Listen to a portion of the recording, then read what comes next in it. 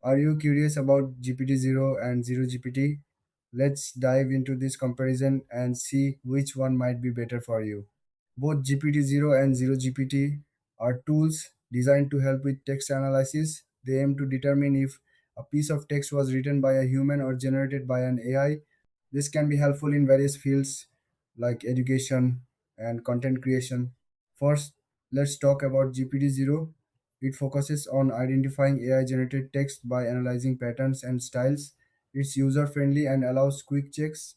Many users appreciate its straightforward approach and clear results.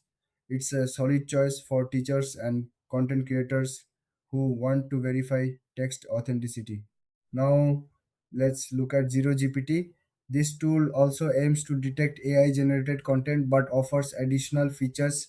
It includes a detailed report on the text explaining why it thinks a piece is AI generated.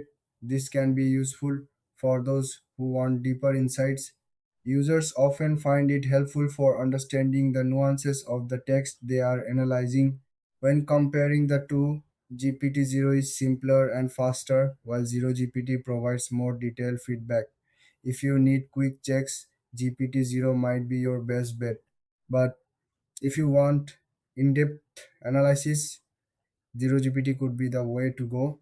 In terms of pricing, both tools have different plans. GPT-Zero tends to be more affordable for casual users. ZeroGPT might have more features but could be pricier for premium access. So, which one should you choose? If you need something quick and easy, go for GPT-Zero.